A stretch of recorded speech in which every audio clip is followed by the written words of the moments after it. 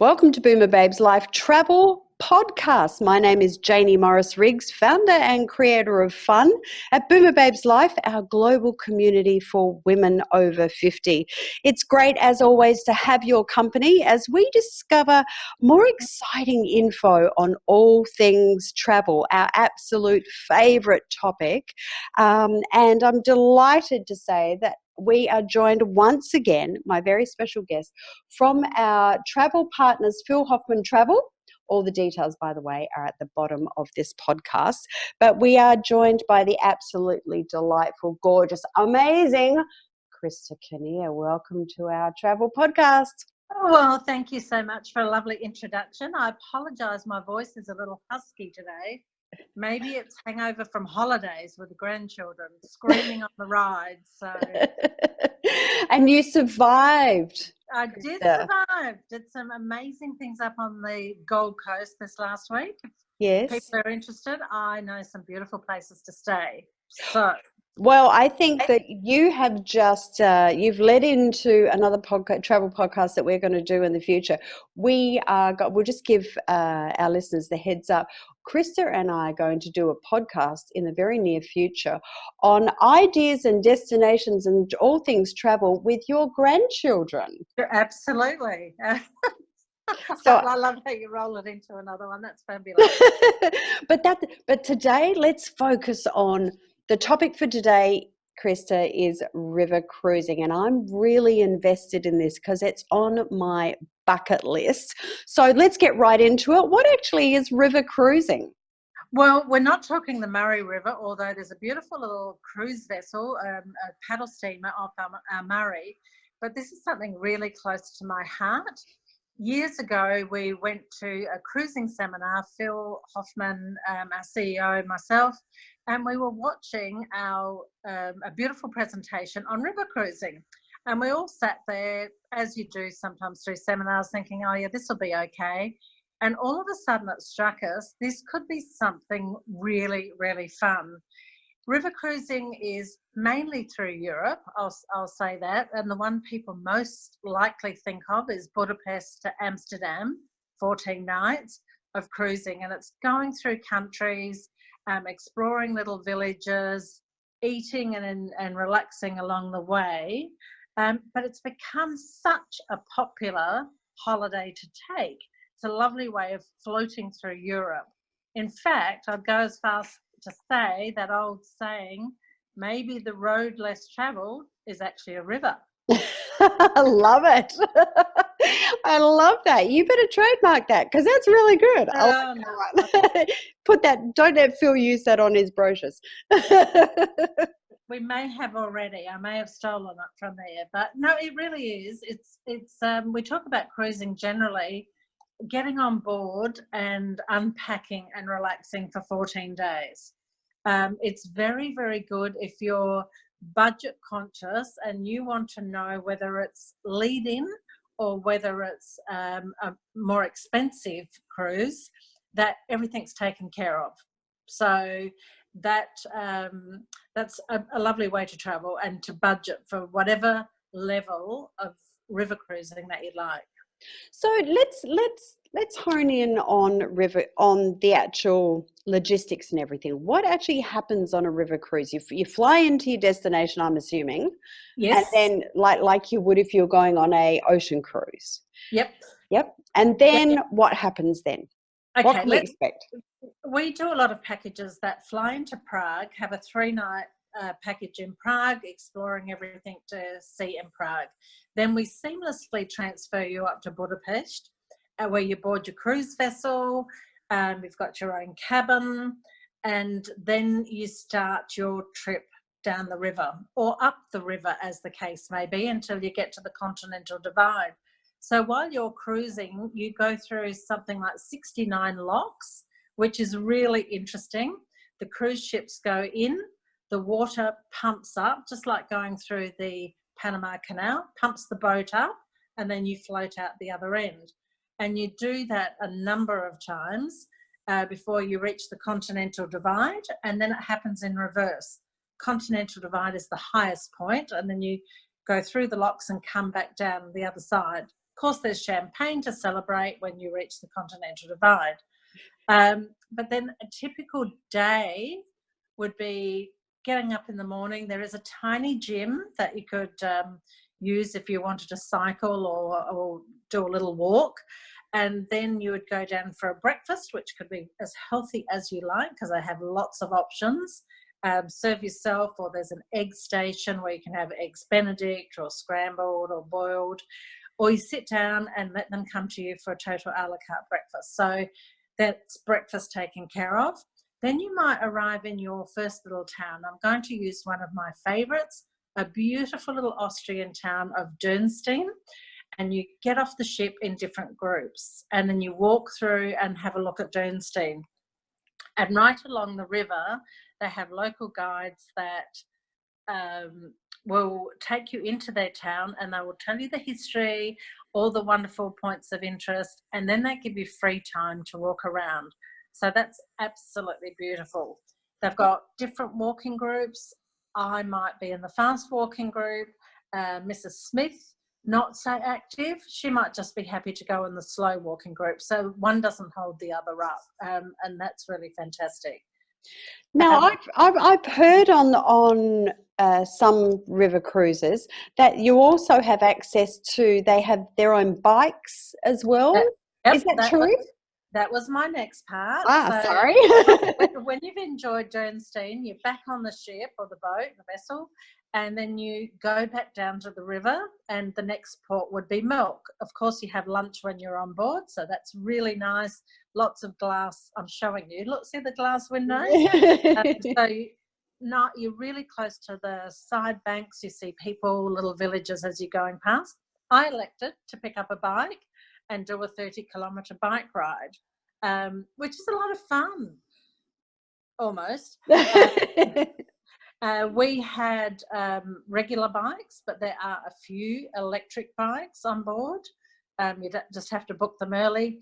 Now they have a person from the ship that travels down, and we did a beautiful bike ride to Milk. In Europe, there are so many people pedalling along. It was a bit like the hare and the snail. We had the men pedalling fast, stopping at a local hotel, having a beer out on the footpath with German music going, and then the girls would catch up and pedal past right until we got to Milk. So it's beautiful scenery. We went in May and the weather was perfect for pedaling along. And then when we got to Milk, we left our bikes and went up and had a look at the great big Milk Abbey. So that might be a typical day. But even if you're in the little villages, you can pick up a bike at any time and just pedal along the riverbank or pedal into town, and just whatever you want to do. So it's very relaxed. Can you hop on a bike and pedal to the next destination where the ship is going to stop, or not? You could do that if you let them know what's happening, because they count you off. They don't like leaving people behind. But it did actually happen to one of our staff members who was happily shopping in one town, came back to his ship, and that had sailed. So he borrowed a bike from another vessel, and that's exactly what he did. He pedalled to the next town. I mean, that's what we did, Dürnstein to Milk for 30 kilometres. So just let them know, and absolutely you can do that. There's several nice bike paths that they recommend. It's a great way to see lots of different countries, isn't it? I mean, you know, a lot, and I would suggest also that it's a great way to travel for those of us who don't travel that well on cruise ships on open oceans. River cruising would be a great option, wouldn't it? It is. It's very, very calm. There's lots to see. There's so many different boats on the river, so you're seeing the different companies cruising along. And then in the evenings, quite often they'll stay late, so you can experience the different little towns, go in and have some bratwurst and some local wines, enjoy the music. Very nice and very calm. And then just get back on, I think the word float is it just cruises back down the river. So everything's included usually? Yes, there's lots of different vessels. So if you want to do a cheap and cheerful, you could select that option. And when I say cheap and cheerful, they're beautiful vessels, absolutely. But you might say, look, I'm not a drinker. I don't want a drinks package. So you might choose Avalon or Travel Marvel, where they might just serve wine with lunch or dinner. You might say, I've been through Europe. I do not want to have to go on every excursion, so I'll pick the ones, and you might pay a slight price for those excursions. Then you jump up to the next level, where there's all the meals, all the drinks, all the excursions are included. And it's very, very nice, because if you go to Passau, there's different places you can go. You might want to go out to see the Sound of Music, the hills where they filmed everything, to Mozart's birthplace. Or if you've done that before, you might take the Rothenburg excursion, and they're all included. So it's freedom of choice, which is very, very nice. You don't have to go to everything together. So that's fabulous. No, that's a great flexibility in it all. And speaking of flexibility, given that Europe is it's not across the road destination for many of our listeners, would it be advised that whenever you're doing something like this, whatever duration the actual river cruise is, as you mentioned before, for the one that you're using as an example, that people would fly in and then spend 3 days at that particular location and then be transferred onto the ship, would it be advised to, seeing it is a long way away for most people, to actually, once you've done the river cruise, then plan going to other destinations, like then, fly into Paris or go down to Spain? Oh, we do it better than that. When you arrive in Amsterdam, we put you on a fast train. So you would enjoy a champagne breakfast in Amsterdam, hop on the train, and we transfer you to the railway station. You don't have to touch your luggage, and we take you into Paris.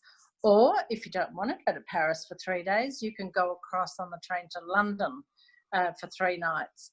If you haven't done Europe, you might add on an amazing coach trip, or just spend time and explore yourself.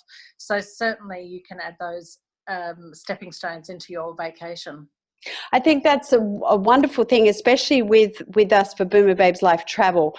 The nothing is finite, and if you're thinking, if this has piqued your interest, if you've always thought, oh, I'd love to go for a river cruise, but not quite sure what they're like or how they actually operate, well, of course, Christa is our go-to girl. She represents our business partner, Phil Hoffman Travel, here for Boomer Babes Life Travel, and she is the girl to contact. All of her contact details are below the podcast where you're listening to it from right now. But also remember that a percentage of your travel spend actually goes to our charity, Love Your Sister, which we're really excited about as well. And plus, of course, if you actually become a Boomer Babes Life member, you get extra benefits through our partnership with Phil Hoffman Travel. How do you become a member? It's really simple. Just go to boomerbabeslife.com/membership. Check out what's there. Pick the one. Go for the Sheroes Unlimited one. And that way you're going to get direct access to Christa, and she's going to be able to help you plan your next river cruise experience. As far as destinations are concerned, we have talked about Europe. There are other destinations, though, aren't there, around the world, Christa? There are. Just as a quick announcement, I'm actually hosting one, Christmas markets, next year. I've been on one before, but the Christmas markets one, if you want to be with a fun crowd with me as your host, come along to that. That's November next year. And we'll be back for Christmas. But you can also start the trip in the Balkans on different voyages. We've also got Portugal and the Douro, which is quite different. It's spectacular scenery, lots of history, beautiful food. We've also got them from leaving Venice, so a little bit different. They're 3 and 5 night cruises where you would board the vessel and go through the rivers outside of Venice. We then have Russia, and what a lovely way to see Russia. where you've got European style food on the ship. In case you have any food allergies, they would look after you for that. And not to just think it's just Europe or just these big river vessels. If you've got a group of people, you could go on a barge through France or United Kingdom as well. And I've been watching a holiday, friends of mine barging through England, and it just looked absolutely sensational. So that's something else that I see your eyebrows lifted. It would be something to think about, or drive your own boat through some of these rivers. But we also have the rivers of Eastern Canada, and there's some beautiful boats on there and also on the Mississippi. So sky's the limit. So many rivers in the world with these beautiful vessels. How exciting is this? And yes, I was piqued. My interest did get piqued when you mentioned the UK in particular, because my husband and I last week were only speaking about the fact, wouldn't it be great to get on a barge and go through the UK? So Christa, we will be chatting about that for our big world trip next year that we're planning for Boom Babes Life. That will add that one to the list. And certainly the Christmas cruise in November next year. That sounds absolutely fantastic. We've actually got, for any new bookings on that one and some of the others, Singapore Airlines, for new bookings in conjunction with Phil Hoffman, have got a business class airfare. I'm just not sure if I'm reading that right, for an additional $1,995. Wow. In the packages, the economy airfares are included, but for an extra $2,000, you can fly business class over and back. So, and why wouldn't you? Absolutely. Why wouldn't you? Exactly. Well, look, Christa, as always, it's absolutely fabulous to have you on our Boomer Babes Life Travel podcast this week. Thank you so much for enlightening us and exciting us about river cruising. We're really looking forward to getting into all of that. We're also really looking forward to having you on our next travel podcast. But as I mentioned before, remember, a percentage of your travel dollar does go to our charity, Love Your Sister. Christa Kinnear is our guest from Phil Hoffman Travel, our official partners for Boomer Babes Life Travel. All of her contact details are below. Remember, when you do speak to Christa or any other of the consultants through our Boomer Babes Life Travel, that you do let them know that you heard about us, that you are excited about what you've heard. Mention Boomer Babes Life Travel and you will get extra special treatment. Christa, thank you so much for being with us today. Thank you, and I really look forward to hearing from you, and however small the question might be, happy to answer it. Fantastic. The website is boomerbabeslife.com/travel. Go there, check out all these podcasts. If you haven't heard the latest ones that we've done in the last couple of weeks, go and check them out over there as well. boomerbabeslife.com/travel. Christa, great to have you on. We'll see you again next week. And for everybody else, have an absolutely fabulous day.